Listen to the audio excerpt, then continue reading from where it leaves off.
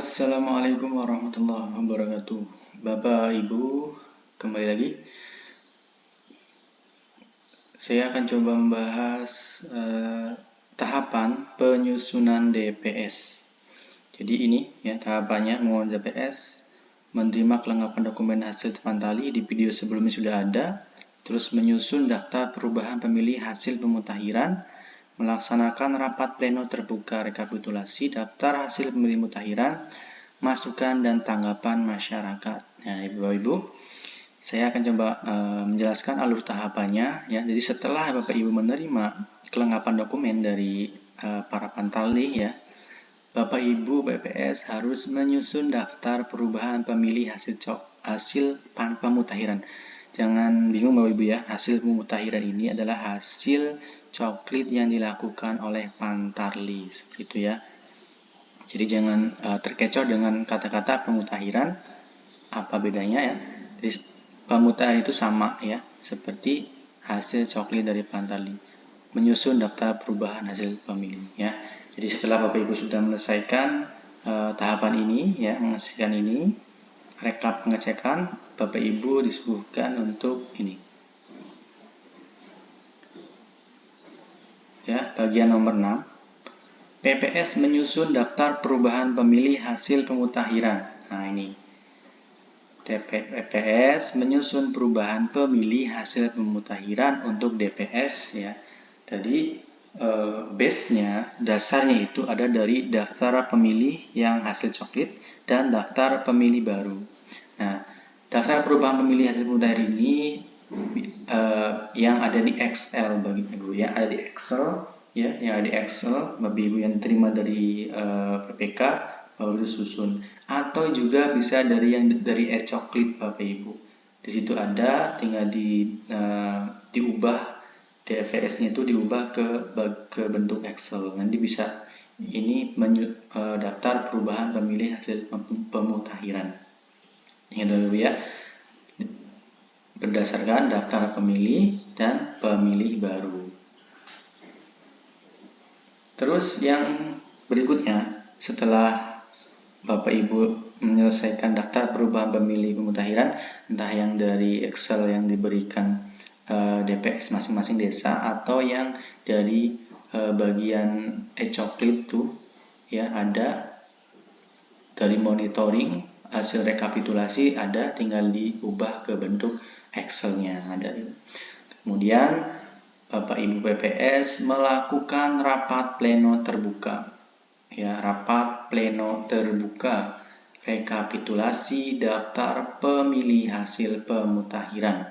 Ya, jadi setelah sekian proses yang dilakukan oleh Bapak Ibu Pantarli, kemudian PPS melakukan rapat pleno terbuka dari hasil pemutakhiran data di kelurahan desa yang terdiri dari Pantarli. Nah, ini Pantarlinya harus hadir Bapak Ibu, ini wajib.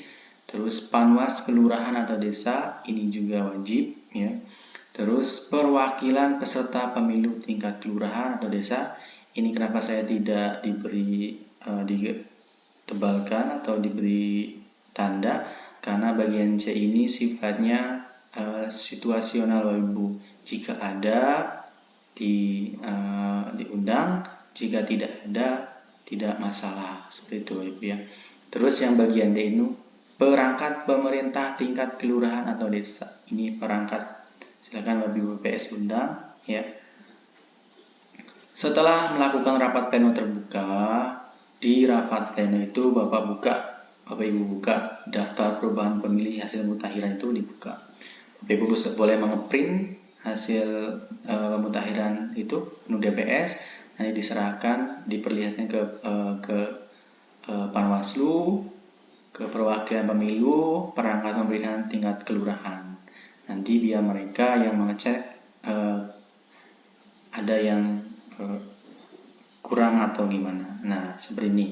Yang masuk ke poin 8 Ibu. Jika terdapat kekeliruan, terdapat proses dan hasil rekapitulasi, PPS menindaklanjuti masukan dan tanggapan.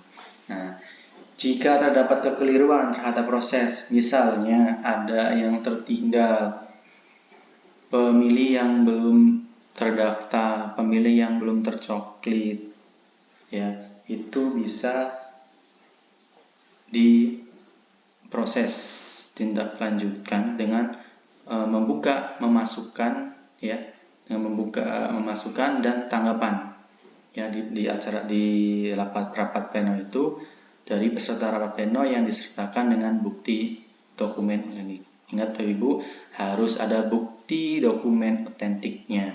Jika ada pemilih yang terlewat yang belum dimasukkan, dicoklit, nah ini bisa ditindaklanjuti dengan bukti dokumen autentik KK dan KTP, ya Bu. KK atau KTP seperti itu, ya. Nah, bukti dokumen otentiknya ini dan masukan dan tanggapan ini ada formulirnya Bapak Ibu. Ini formulirnya. Formulir tanggapan dan masukan masyarakat terhadap DPS, ya. Kita dalam proses DPS, jadi kita masuk ke DPS. Yang DPS HP itu dicoret dulu. Ini dicoret juga anak PPS. Nah, terus dilaksanakan rapat pleno itu pada hari apa, tanggalnya, bulannya, tahunnya. Nah, di sini ada NIK, nama, alamat. NIK, nama, alamat ini tadi dicontohkan ada pemilih yang belum terdaftar, ditulis NIK-nya, namanya, alamatnya. Terus materi alasan diberikan tanggapan masukan adalah nomor 2 berarti di sini pemilih baru. Nah, jika misalnya bukan pemilih baru tapi ada penginputan salah, misalnya yang sebelumnya belum mengurus KTP elektronik, tetapi setelah selesainya ini setelah selesai coklit ternyata pemilih tersebut sudah mempunyai KTP elektronik. Nah, tulis namanya di sini, alamatnya, NIK-nya, dan terus tulis di sini kesalahan data pemilih. Nah, sama juga pemilih dan syarat, misalnya ternyata pemilih ini sudah meninggal. Nah, bisa pemilih tidak memenuhi syarat atau pemilih dikenal dari TMS. Materi tanggapan masukan adalah sebagai berikut. Nama pemilihnya, ya.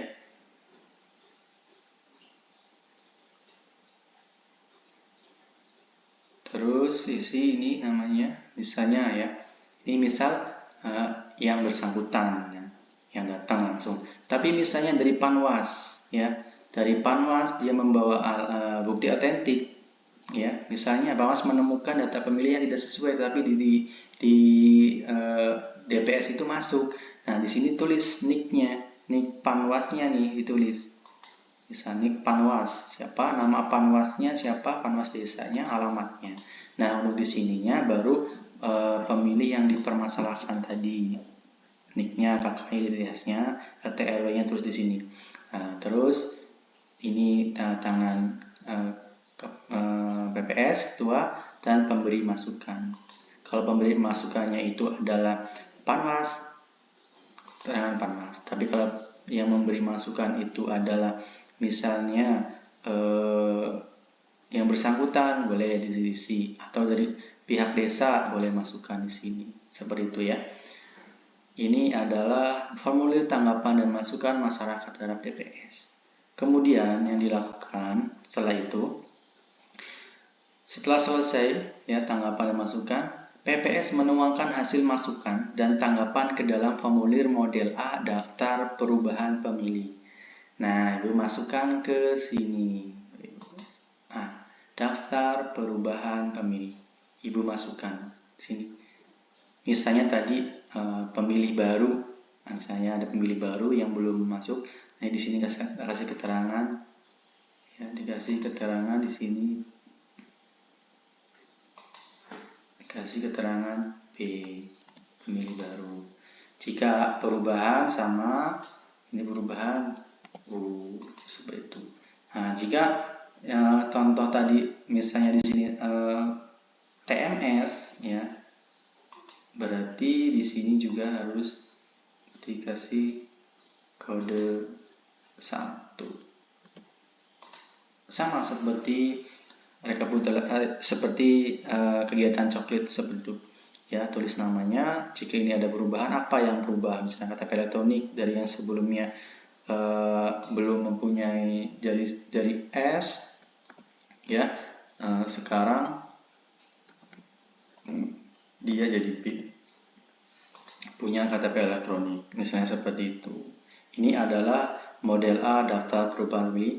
Ini nanti dalam rapat itu dibantu oleh Pantarli sesuai TPS-nya, seperti itu. Dan dia masuk ke TPS berapa, sesuai alamat kakak dan KTP-nya. Kemudian Bapak Ibu, setelah model A daftar perubahan pemilih direkap, ya, masukan dari masukan dan tanggapan, Bapak Ibu menuangkan hasil rapat pleno terbuka tersebut ke dalam berita acara rekapitulasi hasil pemutahiran, ya, berita acara rekapitulasi hasil pemutahiran.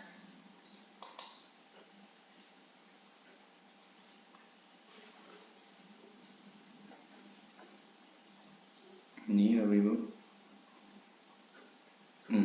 ini rekapitulasi daftar perubahan pemilih hasil pemutahiran tingkat kelurahan desa, ya, tulis nanti. Dan nanti juga ditulis jumlah desanya, jumlah TPS-nya, pemilih aktif, pemilih baru, pemilih tidak memenuhi syarat, perbaikan data pemilih, pemilih potensial non KTP elektronik, seperti itu. Untuk lebih